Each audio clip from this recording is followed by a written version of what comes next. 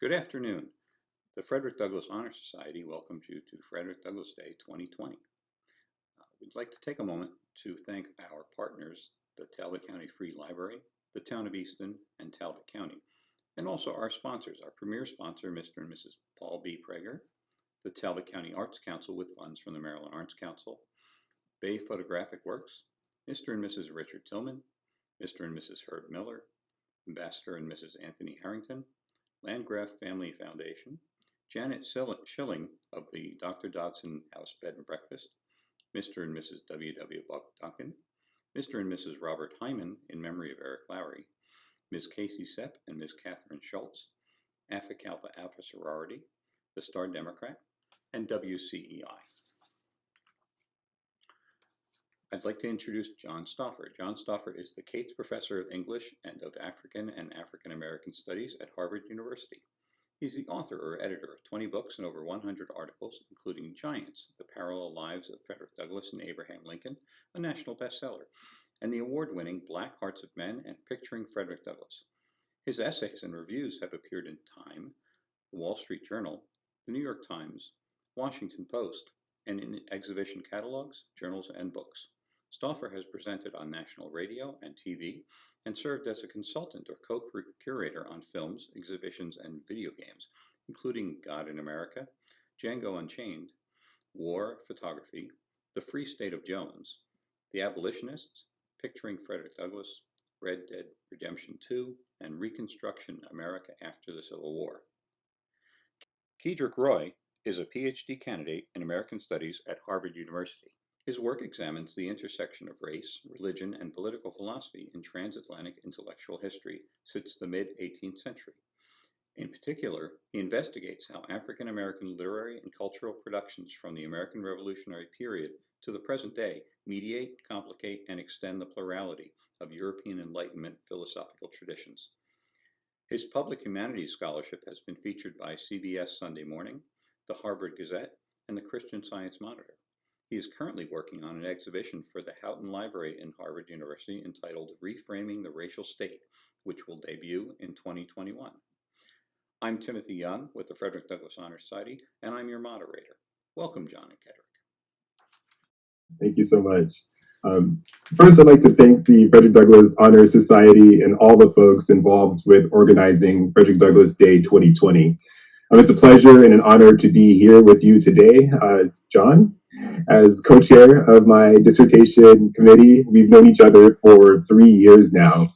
And I think it would be wonderful for folks in the audience to get a sense for some of your favorite writings or speeches from Frederick Douglass.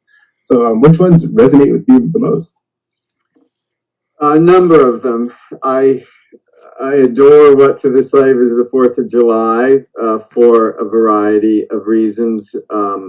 One is, I should just say that one of the reasons I love Douglass as a writer, both in his autobiographies, in his journalism, in his speeches, is there's a rhythm to his work. There's a rhythm to his language that's very musical. And in fact, I had a student who wrote a wonderful essay that I should be published on What to the Slave is the 4th of July, structurally representing, reflecting a sonata, having the same kind of structure as a musical sonata, which is original. And Douglass, we know, was himself very musical. If I had to pick my favorite Douglass speeches, What to the Slave is the 4th of July is up there. It's as David White and others have pointed out, it's a brilliant Jeremiad, and it's a brilliant Jeremiad that has 3 parts. That is, I think, just one of the great magisterial speeches in American literature. For me, one of the most moving and touching is Douglass's speech in 1876, where on the anniversary of Lincoln's assassination, on the unveiling of the Freedmen's Monument, which is, there's also a kind of reversal similar to What to the Slave is the 4th of July and I think it's one of the most accurate and both accurate and uplifting and honest accounts of Douglas's understanding with and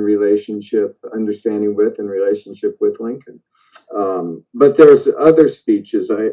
Douglas gave almost every year a speech that commemorated British West Indian emancipation on August 1st. And in the United States, there were celebrations for it was known as BWI, British West Indian Emancipation Day, on August 1st, and and especially there were crowds. They were typically radicals, abolitionists, and many of the speeches were majority blacks. And Douglas, and there are a number of them, but the 1857 British West Indian Emancipation Address, there's also a reversal in that speech. But Douglas, here you see Douglas drawing on the prophets of the Old Testament, particularly Isaiah, and essentially seeing British West Indian emancipation as a precursor, in a religious sense, a kind of archetype for American emancipation. That much as for religious believers, for Christians in any event, the Hebrew Bible anticipates the New Testament. So for Douglas, British West Indian emancipation anticipates and will help to bring about American emancipation, in part because of the multinational coalition of abolitionists and anti-slavery folks in the United States. It's truly a magisterial speech. There is, I think, a speech that's a brilliant kind of blueprint for post-war life is Douglas's Mission of the War speech, which he gave in 1863 and 1864. Where he spells out exactly what needs to happen for the United States to really begin to fulfill or begin to achieve its ideals of democracy, particularly of freedom, universal freedom, and equality. And he is very clear about how the war should proceed and end, and what the relationship is between what he calls an abolition war and an abolition peace. And he is very explicit about what needs to happen, and it's brilliantly done. And it's a speech that I don't think receives the kind of significance or credit that it should. Those are a few. There's some shorter speeches that I also love. He gave an extemporaneous speech after Lincoln's assassination that's immensely poignant and moving, especially given that he had been very openly critical. Although they met 3 times, they clearly respected each other. They publicly defined themselves as friends. His extemporaneous speech on our martyred president is extraordinary. So those are 3, but I think one of the things you also see as an orator in Douglas is just the arc of his speeches. Like other great artists, as a speaker, as an orator, his speeches evolve over time. His speeches in the postbellum period, particularly when he becomes a policymaker, and he has access to the reins of power. He meets with Lincoln and every subsequent president. The tone and tenor of his speeches change. In the 1850s, he is a radical, really a revolutionary figure. The tone and the content, the manner and the matter of the speeches is different. And so to see the evolution and to see how he evolves into really a politician, a policy maker who has access to the reins of power, no longer presents himself as this revolutionary, and yet the power and the significance of the speeches remain, I think, at least as good as the earlier speeches. And so that in the largest sense, Douglas's unsensitivity to one precision, to the form, the tone, and three, the content, and how they become this intricate, elaborate, gorgeous work of art. That's wonderful. And to your point about the British West Indies address, I love that speech too. He kind of takes John Winthrop's 1630 speech that at the Massachusetts Bay Colony would be a city on a hill, and he points to England as the true city on a hill because they had abolished slavery in 1834 in the West Indies. And so one of my favorite lines is when Douglas compares the Emancipation Act of 1834 to God casting out what Douglas calls the devil of slavery out of the West Indies. That's great. That's great. That's great. We get like this sacred rebuke of slavery over his secular critique in ways that I think are very effective. So I absolutely echo you on that. We live in a world in which the most shocking or incendiary tweets and opinion pieces seem to generate far more interest than long-form speeches. And in some ways, this is a bit of a far cry from the 19th century, in which oratory was elevated to the level of today's competitive sports, just as you suggested in your lecture earlier today. So I think that reading Douglas now helps us to escape the noise of the present and to really dig in. That being said, the essay that I admire of Douglas is that when he talks about integrating schools. He does this in the New National Era Journal. And in it, he argues that when Black and white people come together, they could solve more systemic problems through understanding what he calls their common causes. Douglas says that children of all races need to be educated with one another so that when they grow up, they can realize that, and this is what Douglas says, color makes no difference for the rights of a man. I also think that beyond being a skilled orator and organizer, Douglas was a first-rate philosopher. And again, to echo your picks, John, in his speech, What to the Slaves the 4th of July, Douglas subjects the authors of the Declaration of Independence and the Constitution to what I would call a kind of Socratic interrogation until he exposes the realities of slavery, where they remain profoundly silent. And one of the parts that resonates with me the most is when Douglas says, "What to the American slave is your 4th of July? I answer, a day that reveals to him more than any other day in the year, the gross injustice and cruelty to which he is a constant victim."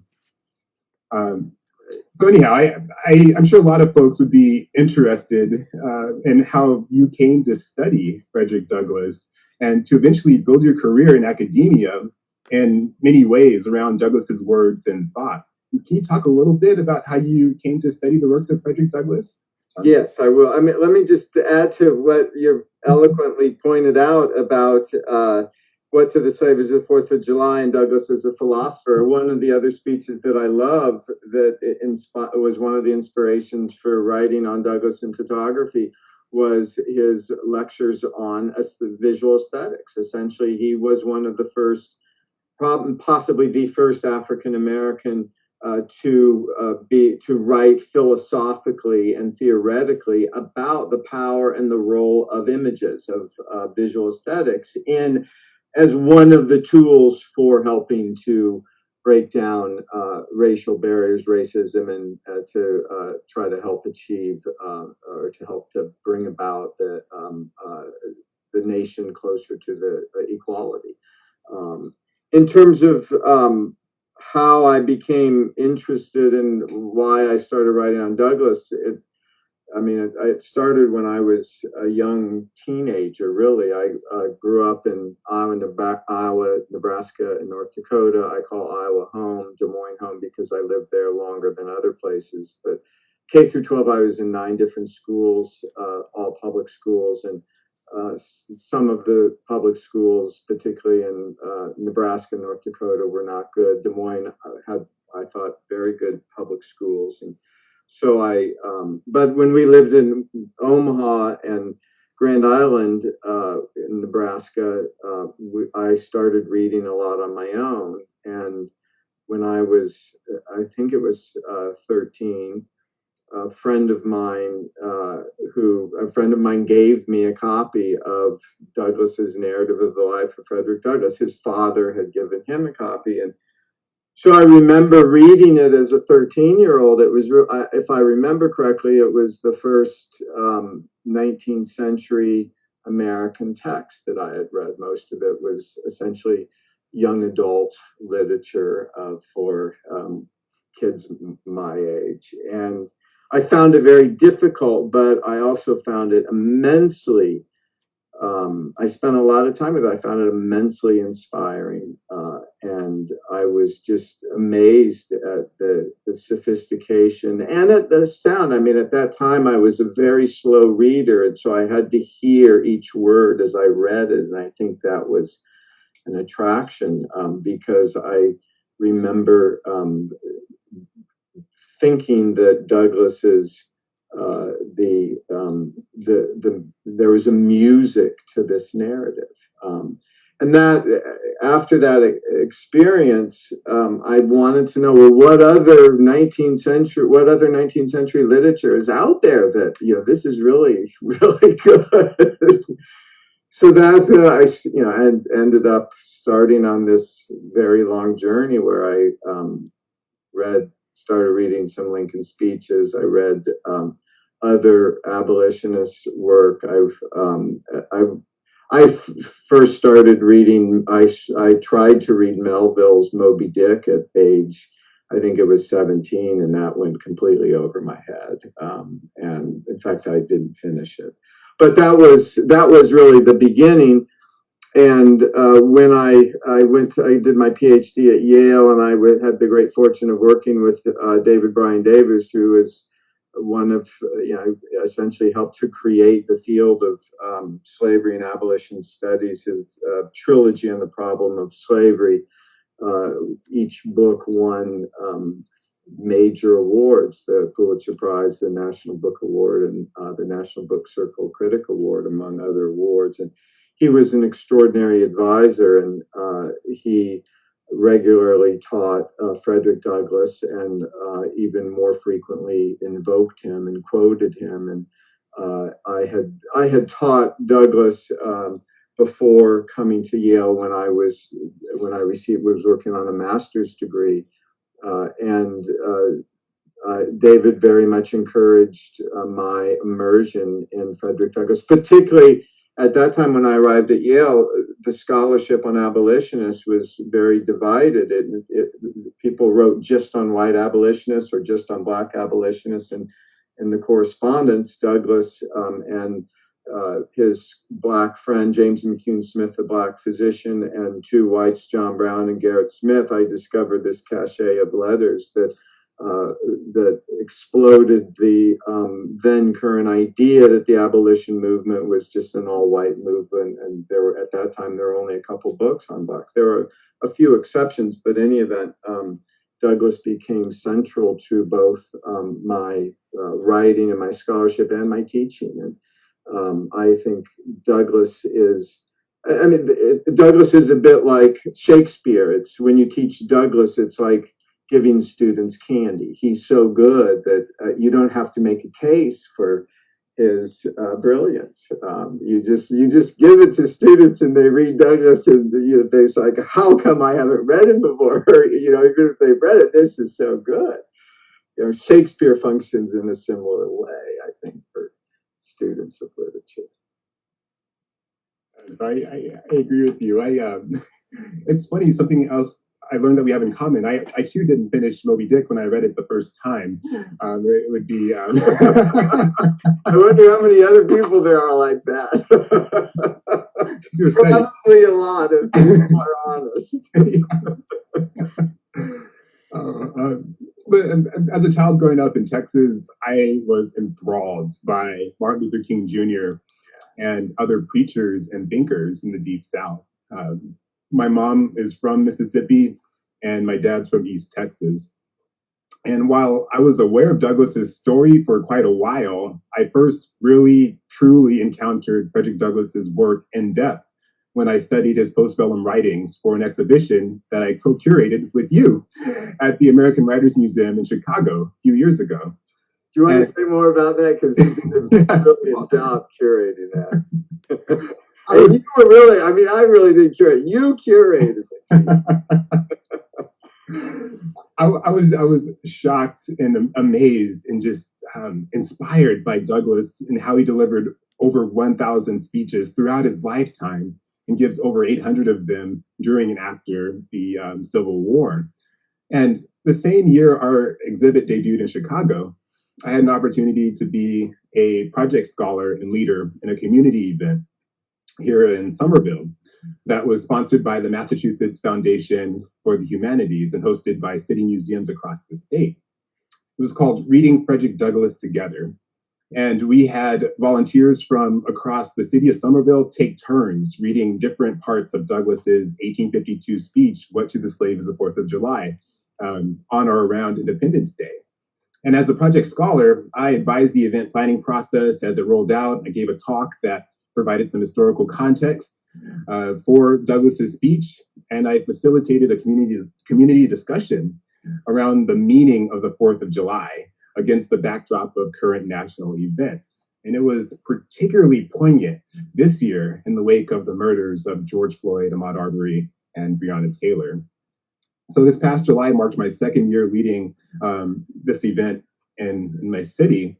And we were picked up by the Harvard Gazette and shortly thereafter by CBS Sunday Morning and some other local outlets.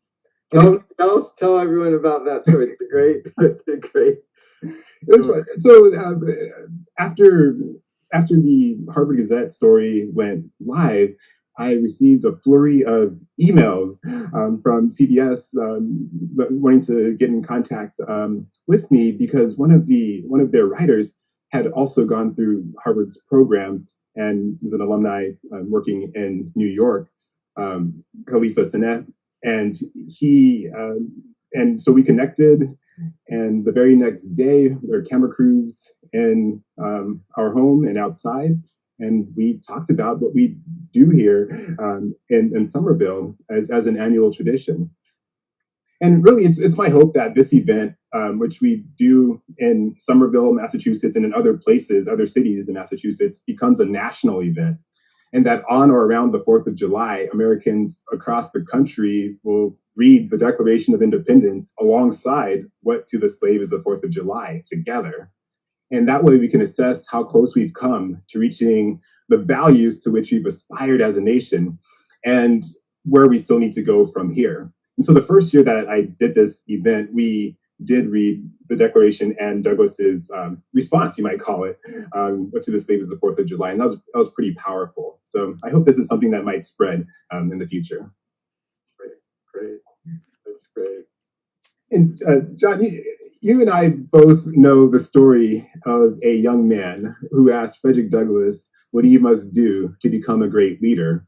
And when Douglass responds to him and says, agitate, agitate, agitate, we get a certain we get a sense of the importance of that moment. And so I'm curious for you, what do you think Douglass means when he tells this young man to agitate? I think that Douglass recognized, in the broadest sense, the power of of one's voice, and that voice can be disseminated through public speaking. It can be disseminated through images, through art. In a sense, the humanities is about the power of individual voices that can come together collectively, but they can also be individual voices that are exemplary, if not unique. And the power of a voice, whether it's speaking or writing, that can be disseminated, or images or music or other forms of representation, can be a potent, even revolutionary catalyst for social change. I mean, Douglass always saw himself as an activist, but he was also an artist. And unfortunately, there's a long tradition in the humanities which see if something is a great work of art, then it's not also a work of activism or a work of protest. And Douglass is exhibit A for exploding that idea.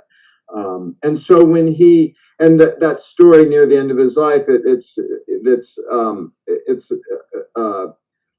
there's no, I mean, there's no, the evidence for it is very light, and but it's a story that I would like to think has happened. It's certainly a story that one could see happening, but it captures Douglass's faith in the power of language and its ability to transform individuals, and he highlights that in all three of his autobiographies, reading the Columbian Order and the eloquence of the Columbian Order, and describing how it transformed him. It gave him, it fueled, I can't remember the exact quote, but it fueled his heart and his soul, and it gave him a kind of vision that he recognized, that he believed could make a difference.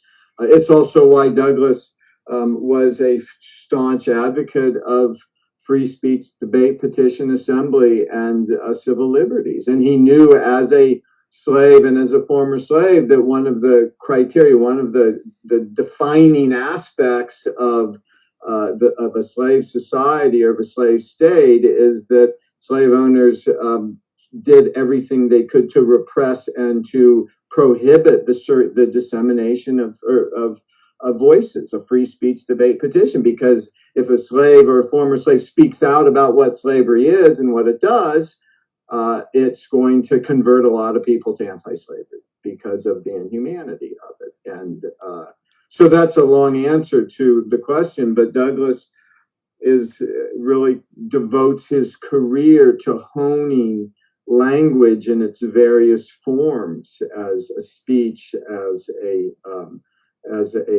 essayist, as a journalist. He actually wrote some poetry.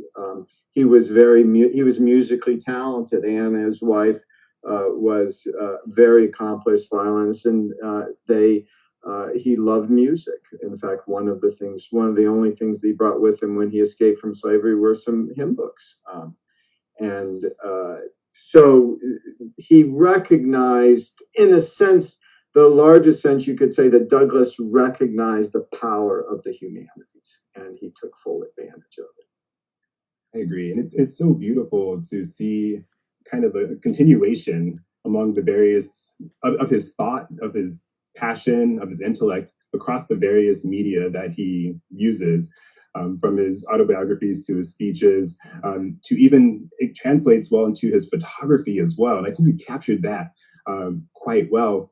What do you see as the relationship between Douglass's speeches and his pictures, his images? There is an eloquence. There is a kind of severity, and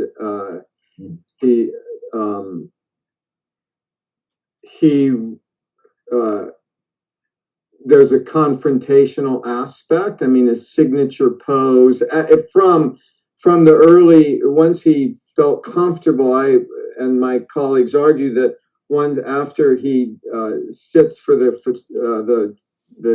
photographer a few times, and he recognizes that his relationship as a sitter is what I call a kind of pas de trois, a dance for three. The art is created by both the photographer and the camera and the chemicals used, and Douglass the sitter, because at this time you had to sit for minutes, or in the early 1840s, and by 1850s you still had to sit for seconds, and that's an art form to be able to do so. But Douglass crafted his own aesthetic, so he understood that crafting is aesthetic. In the largest sense, what Douglass sought to convey as in his photographic representations is that he was an American citizen that had the same rights as citizenship as any other American. He insisted upon it, demanded him. He always dressed up. He always made sure that he saw the photography studio beforehand. In the same way in speeches, there's a lot of accounts before Douglas gave a speech. He wanted to see the venue. He wanted to make the lighting was the way he wanted it. He was obsessed with detail, which is another characterization of a great artist, as you're obsessed with detail, getting all the details right, because the larger artwork, I'll say, is not going to be successful unless the details are right. And so that was crucial to him. And he confronted his audience. He wasn't afraid to say things that they might not want to hear. And his main form of representation in his writings and his photography was that of is insisting upon equal citizenship. In fact, in his photographs, he sought to what I call out-citizen white citizens in the way that he presented himself as a representative American citizen and leader, really.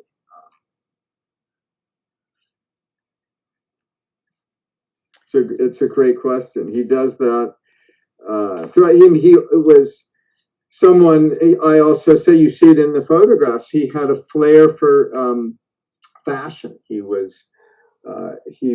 continually had, ties and cravats and coats that I would love to have, vests in particular, because he understood dressing up immaculately it's showing respect to your audience. And it was his way of one of the many ways in which he kind of established or claimed a kind of citizenship and insisted upon it. And this was as a former slave, and similarly as a writer. Both when I look at his holographs, his actual writing, he was so careful with each word that he wrote. And you can see instances where he's putting the pen on the page or the pencil on the page and pausing, thinking about what word he's going to use next. And in fact, there are some editions of Douglas in which there are a lot more commas, I think, than there should be, because people who use the holographs to then publish it, they treat Douglas's pause with his pen or pencil on the page as a comma rather than a pause as he's thinking about how to proceed. And there are a number of instances where he crosses out one word and changes it. And so he was precision was another characteristic.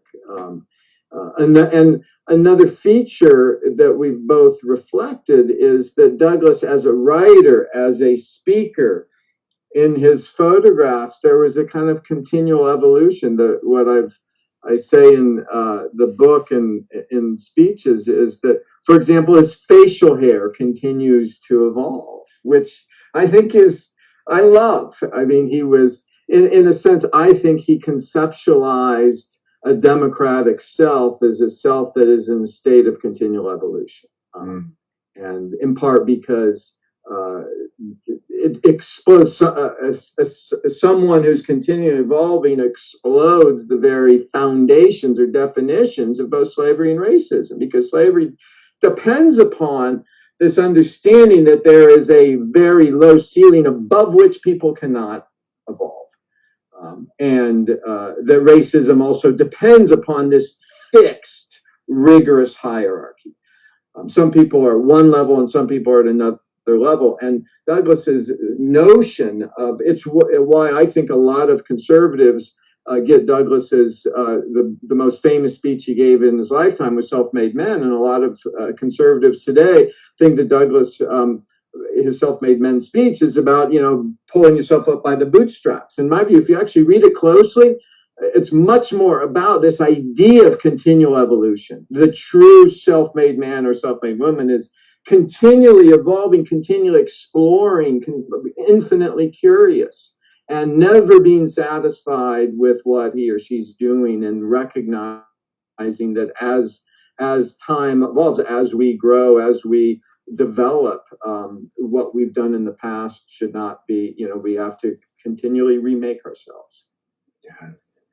And I love that. Just picturing Douglas and Douglas's thought as something that's always in motion. And he even illustrates the self-made man speech as the self-made man kind of building the ladder and then designing the ladder as he's climbing up the ladder. Yes. And he gives the speech. So the publishers, and I've looked at a number of the holographs, I think it's so apropos and brilliant that his self-made man speech itself evolves over time. It changed both in terms of the tenor, and from the early ones to the late ones, the basic thesis or argument evolves as well. Yes. And Douglas is deeply concerned with progress. And we see this in his 1864 speech, Pictures in Progress, which actually ties together what we're discussing quite well. He says that poets, prophets, and reformers are all picture makers because they see what ought to be by reflection of what is and endeavor to remove the contradiction. And I think in this way, Douglas anticipates Du Bois's 1926 critique of Negro art speech, or his writing, by suggesting that art could be used in the service of achieving freedom for Black people and thus for all people. And so I love this idea of Douglas in motion, his thought in motion, his never wanting to settle for stasis. That seems to reflect a lot of current movements and thought today. Yes, that's very good. I think that's very good. It's one of the, in my view, that's one of the characteristics. I'll just say it. So I think it's one of the characteristics of Black Lives Matter and other protest organizations. Even since Trump was elected, in the women's march and women's movement that exploded right after his election in cities all over the country, the nature and the framework of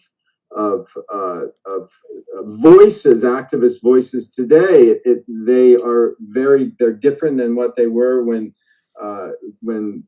Trump was initially elected, and they're different in each city. Each city is very different, and almost every other day there are people protesting in the streets with placards and street corners in Cambridge.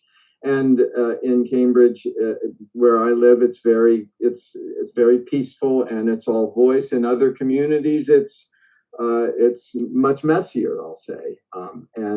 So I think that you're absolutely right. It is carried over into where we are right now. Yes. And in fact, the New York Times recently said that the protests, we are possibly we're witnessing the largest number of protests in history, even more so than in the 60s, as a result of really the Trump presidency and the growing awareness of America's racial problem, which I think Douglas was brilliant at recognizing, at exposing, and at providing, I think, brilliant solutions in his time. Yes.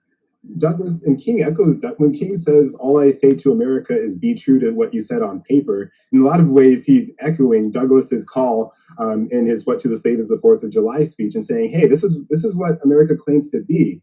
Here's where we are. How can we make these things? How can we reconcile these two truths?" Yes. Yes. No, that's very true. And as David Blight has pointed out in his truly brilliant biography, I mean, that reading, it's one of my very favorite biographies. It's a long book, but you see the evolution, the evolution of Douglas over these, 800 or so beautiful pages. And it's just magisterially done. Absolutely. Absolutely.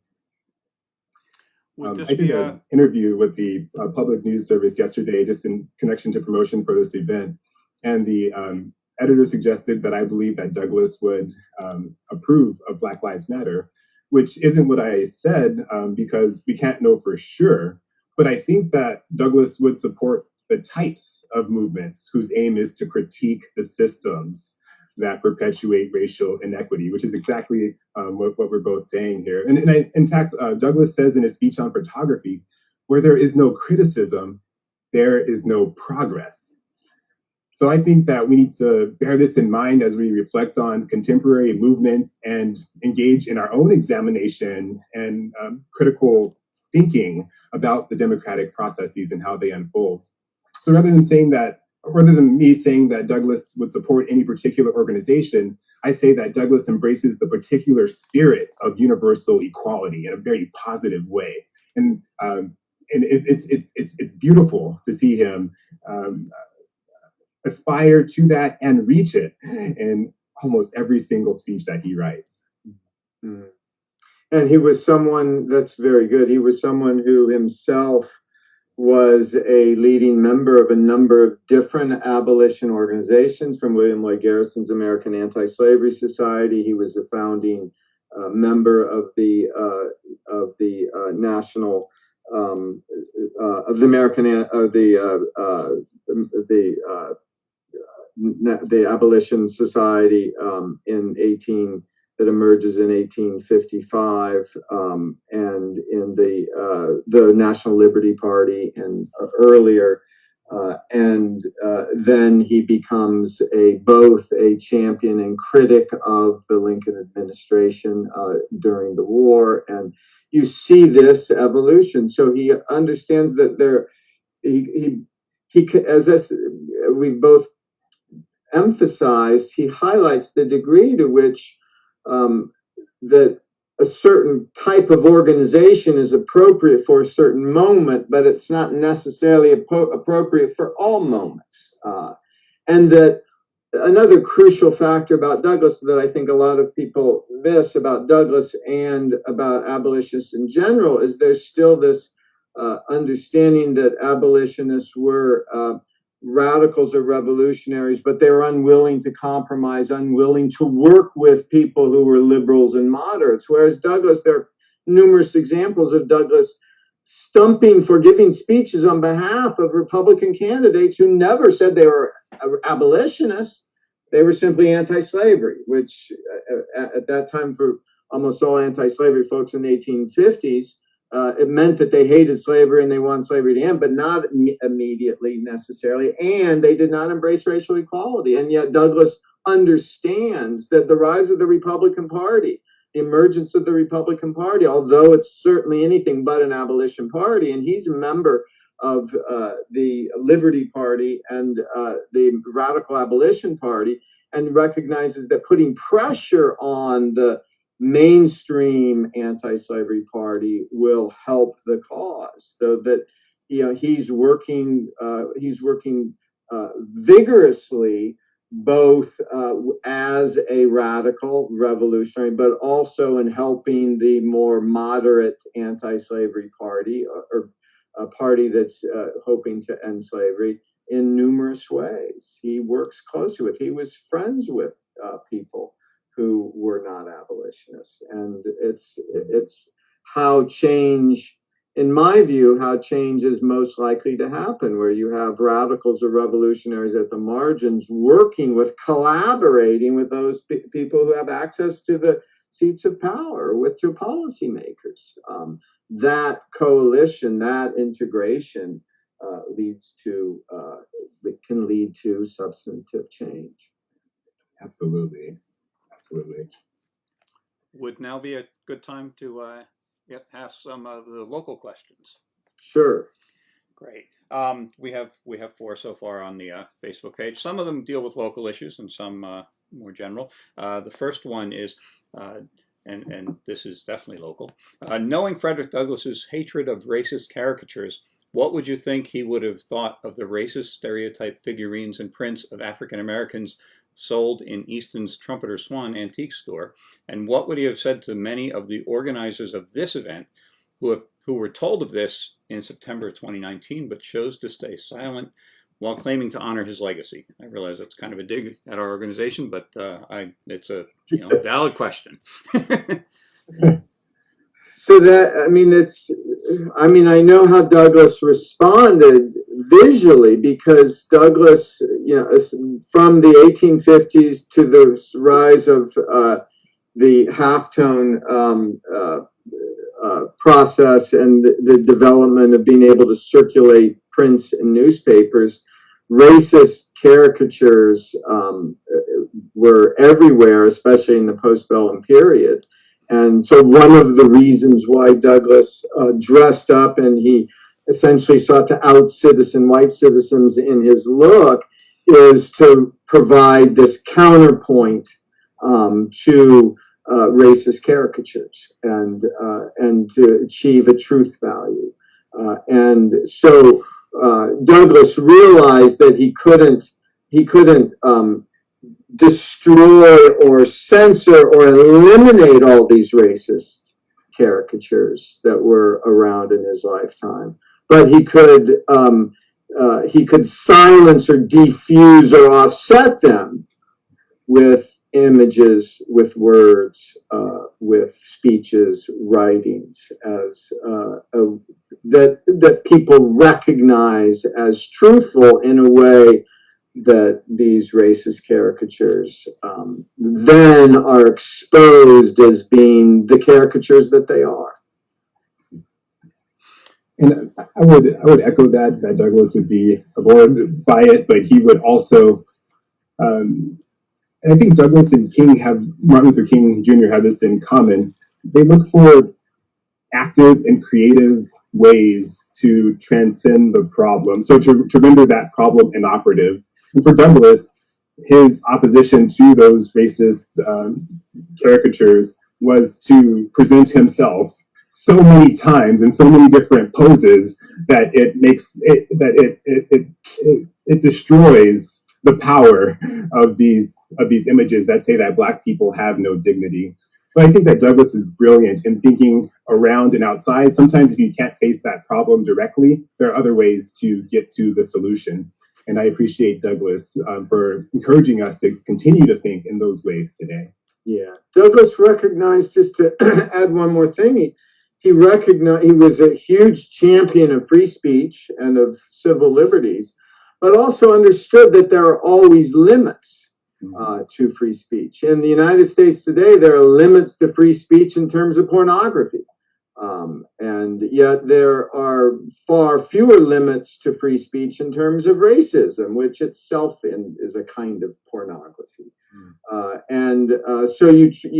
there are ways that limit, but Douglas recognized the power of a society that embraces free speech and civil liberties, but also that there are limits. And so the big question is, where do you define those limits and in what categories? And so, for example, today in Germany is another country that takes very seriously the idea of free speech, but displaying or publicly waving a Nazi flag is verboten. It is illegal, and it will be taken down. And so Germany is very aware of limiting these outrageous or the caricatures, to use the term for these racist images, won't allow them to circulate because of the horrible damage that it can do. And your answer kind of leads to the next question, which is, how do you think Frederick Douglass would react to his beloved Talbot County Council board members who still think the ideologies of the Talbot Boys statue represent the majority of the citizens here? The ideology of the what? The Talbot Boys statue, it's our statue on the courthouse lawn that is dedicated to the boys from Talbot County who fought on the side of the Confederate Army. Right. So, I mean, that's a huge question. And there's, I mean, I'll say my view. I think Du Bois said this brilliantly in his last chapter of Reconstruction. He begins by saying, every nation, every society commits horrible sins and wrongs. And so the question is, how do you come to terms with the sins of your society, the sins of the past? And every society, every nation state has them. I think Germany has done a much better job than most countries at coming to terms with the sins of the Nazi past. It's still very much a democracy, but they do not allow these symbols and icons of Nazism to be publicly displayed or circulated. What they've done is preserve them, put them in a museum, and contextualize them. So anyone who sees a Nazi symbol or who sees a statue of Hitler or Goebbels recognized what they stood for, what they represented. And for all of the public statues of Confederate soldiers without a contextualization, I think it's still wrong and sends the wrong message. So I would say in public spaces that every single Confederate statue and symbol needs to be either put in a museum where it can properly be contextualized, or it needs to be contextualized at that time, and essentially a warning to people saying, this is what our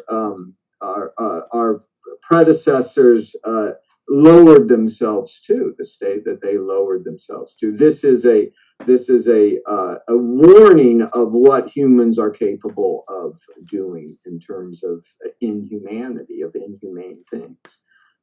And so I wouldn't destroy them, but I would properly contextualize them and use them in a museum framework, a learning experience. Here's what our ancestors did and were capable of doing, and we want to make sure we avoid that.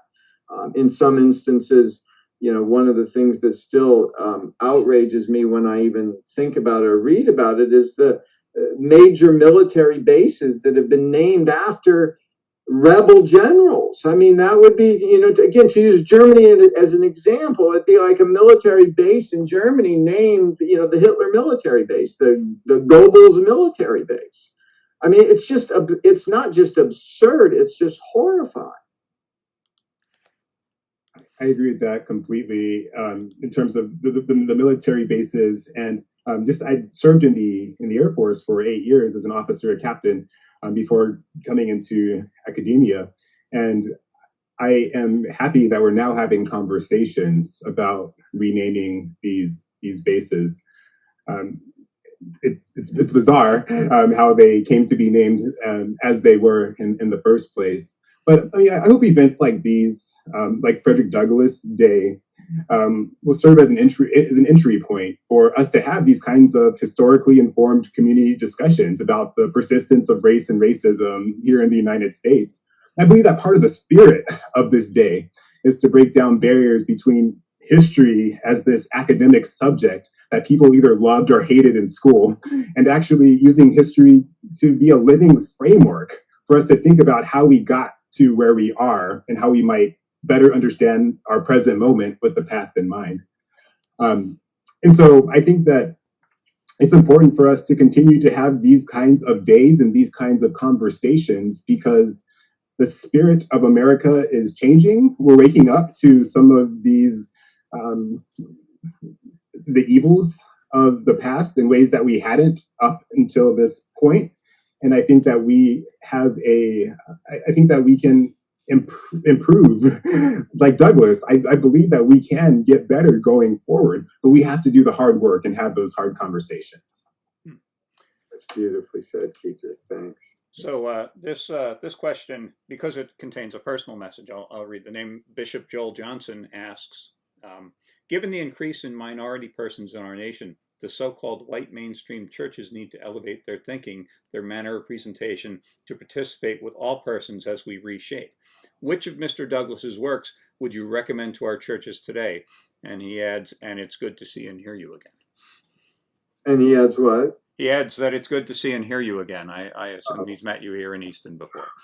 Well, as Keidrick and I both mentioned that the British West Indian Emancipation Address of 1857, that's as much as a sermon, I think, as it is a protest address. Douglas, I mean, David Bly points this out, Douglas was probably more intimately familiar with the Bible, especially the Hebrew Bible and the books of the prophets, than arguably just about any minister today. He knew it, he read it deeply, he understood, he read the King James Bible. In my view, the King James Bible is the greatest translation. It's a brilliant. I tell all my students this. It's a brilliant work of literature as well as scripture. And Douglas is what Douglas read, and that would be an address that I would start with. And I think there needs to be handling, because Douglas presumes a fair degree of knowledge of his readers' knowledge about scripture, particularly the prophetic books. Keidrick? Yeah, I agree. I think the BWI is definitely a wonderful place to start. I also think maybe around the 4th of July holiday, as churches are coming together, and at a church that I went to when I lived in Colorado, we had a special service for the 4th of July. And I think maybe that'd be a good opportunity to say, hey, let's read Frederick Douglass's speech. He doesn't shy away from religion in that speech. So I think that could be one way to introduce a congregation to Frederick Douglass as a reading tied to a particular event. And I think that would benefit parishioners to begin to read and reflect on that today. Just near the end of What to the Slave is the 4th of July, just to echo what Keidrick said, Douglas, and he quotes it and he puts it in italics. The arm of the Lord is not shortened, and the doom of slavery is certain. I leave off, therefore, where I began with hope. And he ends before quoting from a poem by William Lloyd Garrison. He describes the celestial empire. The mystery of ages is being solved. The fiat of the Almighty, let there be light, has not yet spent its force. That's a sermon. That's a sermon as much, the language is that of a sermon and his ending, as much as it is a radical political speech. Wow. So we have two more questions. One from, and because they're on the same topic, I'm going to combine them. It's from Harriet Lowry, who you well know, and Dana Newman, our library director. So Harriet asks, how did you research and collect the photos? And Dana says, as a follow-up to the question, after the book was published, did more photos appear of Frederick Douglass that you wished you could have been able to include in the book? Great questions.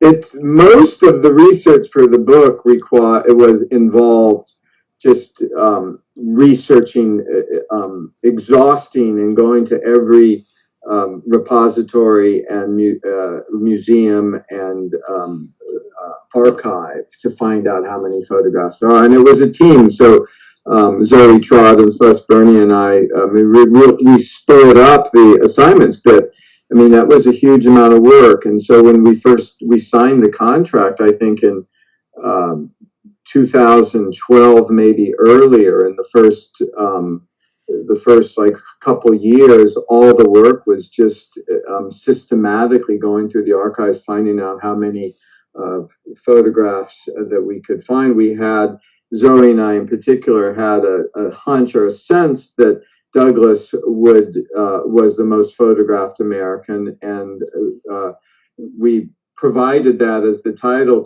for our press, which was essentially hopeful, but we needed to affirm that with the actual number of images, because we knew how many we knew what the ranks were for. I mean, Custer was the number 2, or at that time he was seen as the most photographed American. Grant was an unknown and remains an unknown, but I'm friends with a number of the leading Grant scholars, particularly of photography, and they estimated no more than 150 separate photographs. And so we, once we discovered all of, that Douglas had 100 and in the first book, it was 100 and I think 158 or so, that we could show the evidence. And Douglas wrote a lot on photography, so we wanted to, and really it had not been published for the most part, or much of the speeches, so we wanted to include that. And we thought that if after the book came out, it would prompt archivists and people. We thought that there may be a number of new photographs of Douglas discovered, and sure enough, there were. Within the 6 months to the first year of the book coming out, it became public news that more photographs of Douglas were discovered. And all of the Swan Gallery and all of the auction houses, they still use our book as the way to document Douglas photographs. And so Douglas, as the photographs of Douglas also gained more attention. So we did the paperback version, which is a revised version, includes the new photographs that came to light since the original hardback version. And Liverite, which is part of Norton, did we thought, a magnificent, a superb job at both the quality of the image and the design of the book. At that point, I'd like to, I'm going to put a graphic up on screen of the book title, the cover, and remind people here in Talbot County and locally that they can get your book from the Flying Cloud booksellers on Dover Street in Easton, and they have signed book plates that you can request to put into the book. So if anyone wants to purchase a copy of Picturing Frederick Douglass, that is available locally there at the Flying Cloud bookstore. So I do have sort of a combined question from our library guy, Bill Peak. He wanted to know, did photography create celebrity? But he also wanted to know, you said that Douglas made more money as a speaker than as a writer, and obviously he also spent a lot of money on the clothes that he wore in his, when presenting in public and in his photographs. So, like, how much did Douglas make as a speaker, and what were the expenses in those days for dressing the way he did? So the expenses, fashionable clothing was comparatively cheaper then than it is now. So he could get a very fashionable suit for a couple $100, and he could, beginning in the 1850s, I mean, Douglas altered his speaking fee depending on the audience. Some audiences he delivered speeches virtually for free. When he was a public speaker for the American Anti-Slavery Society, he was paid on salary. But if he wanted to, by the mid 1850s, he could command over a couple $100, which was a very good amount. So it would take one speech roughly to cover a very nice suit of clothes. And then after the war, the public speaking fees became even higher. And it wasn't just Douglass. I mean, Mark Twain David Blight in his book compares Douglass to Mark Twain and says that the only person who would have heard an American orator speak more than the number of Americans hearing Douglass may have been Mark Twain. The two were, and Twain, similarly, he was a best-selling author. Douglass was a best-selling author. His My Bondage and My Freedom sold, according to what newspaper advertisement, 15,000 copies, if I remember correctly, in the first 2 weeks of publication. But many of his speeches were published as pamphlets, and pamphlets were cheap and they circulated widely.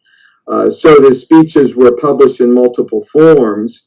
But as the most money you could make in just a one-shot venue of speaking was as a public speaker. And so it was true of many speakers, and not every great writer was a great speaker. Melville tried going on the lecture circuit and failed horribly. Was not a good public speaker. Neither was Hawthorne. And so the amount of money they made from their writings was not nearly what it was from someone like Douglass or someone like Twain. And Douglass actually precedes Twain in recognizing the mutual benefiting relationship between his photographs, the images, and his speeches and his writing. So when he would deliver a speech, he would often have photographs for sale for people and pamphlets of earlier speeches and his autobiography for sale. So he would go to a venue, give a speech, much like a pop musician today will, at a hip hop concert, you can not just hear the concert, but you can get the DVDs. Increasingly, DVDs aren't, the CDs of the music. At least 15 years ago, you could. But he would combine the different media of his voice to make it easily accessible for people at one place. And it sounds as if he was... I don't have, there is a kind of chart that shows how that will give both kind of the average speaker's fee that I have and Douglass's, how Douglass's speaking fee evolved. I just don't have it with me. And so I don't want to, I'm hesitant to give specific numbers because I can't remember them. And I assume that from the house he lived in towards the end of his life, that he was better with his money than Mark Twain was. Much. I mean, Twain. Yeah, Twain was, Douglass was always prudent with his money. Twain was anything but prudent with his money and other aspects. Douglass was in fact, I refer to Douglass from the time he first becomes a public figure through the Civil War, really, and after. He was a prudent revolutionary. He was a revolutionary, but he was wisely cautious. So he recognized the imprudence of advocating and using violence. Rhetorically, he used it a lot, but it's the main reason why he did not participate in John Brown's raid. In fact, he essentially says it. He was a close friend of John Brown, but he recognized Brown was entering his steel trap. He is going to die. And Douglass did not support it because he was a friend of Brown. He's a friend of a number of the raiders and told him not to do it. He said he wasn't going to go. And the main reason was because he thought it was going to fail. And in fact, he wrote an op-ed for the Rochester newspaper and saying that he was not opposed to violent actions if he thought it had a chance of succeeding. And so as soon as the Civil War broke out, as soon as Southerners bombed Fort Sumter, Douglass was one of the first ones to write in an op-ed. He basically is thankful that the war has come. He's thankful that Southerners bombed Fort Sumter because he recognizes this is a golden opportunity for vanquishing slavery at one fell swoop. Because by starting this war, the Southerners they have committed treason. They have taken up arms against the United States government and committed treason by bombing a federal fort. And so that's how Lincoln and almost all Republicans define Southerners during the wars. They were rebels. What is a rebel? Rebel is someone who takes up arms against the government. Wow. Well, it's been a little over an hour. And unless there's anything else you'd like to add, this was an incredible opportunity. Thank you very much, both of you, for participating in Frederick Douglass Day 2020, our first and hopefully only virtual. Although some of the committee are starting to say, this was kind of easy. We should do this every year. No, I've been to Douglass Day several times, and I love it. I love nothing can replace the in-person presence, the physical presence of being on the Eastern Shore. It's just it's a magnificent place, and I've been there when I'm just for pleasure as well, and I think it's a unique and in every way glorious place. So I hope that next year, hope and pray that it will be actual and live, not virtual. Well, thank you. And Keidrick, I just wanted to say, you were speaking on it earlier, we've done now twice, I believe, the reading of the What to a Slave is the 4th of July in front of the statue. And we did it in a, socially distanced with masks on way this summer. So yes, it is becoming a tradition now around here as well. That's wonderful. It's so good to hear, and it was nice to feel at home, like home in Maryland. So thank you for having me, and thank you, John, for having me as well. This has been a wonderful.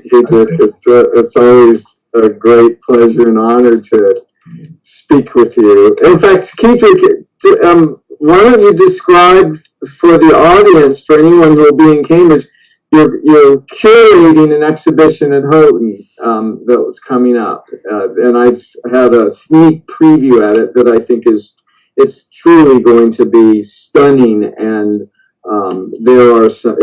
So could you just describe it for them briefly? Sure. Just briefly, it's a World War II exhibition on Nazi Germany and how they drew, in some ways, on the racial state that was created in the Jim Crow, or that was displayed in the Jim Crow South in order to build their own programs. And I'm drawing on a lot of rare photographs, war orders, images, books from the Nazi regime that was donated by a businessman named Jose Maria Castanier, which hasn't been researched very much nor displayed. So this is our chance to show Castanier's collections and to talk about race in Nazi Germany vis-a-vis the United States. So looking forward to it. Hopefully it will debut in 2021, but we'll see how COVID determines things. Thank you. Thank you. Thank you, John. Thanks. Well, thank you both again very much, Professor John Stauffer, Keidrick Roy, for being with us today. I'm going to put up a graphic to once again thank our sponsors. And this is our last, well, we have an event tonight at 6:30 that you need to reserve a space for on Zoom for the Moment Was Now film that we'll be showing. So I hope, thank everybody for joining us today for Frederick Douglass Day 2020, and we'll see everybody next year. Thank you. Thank you, Tim. Thanks, Tim.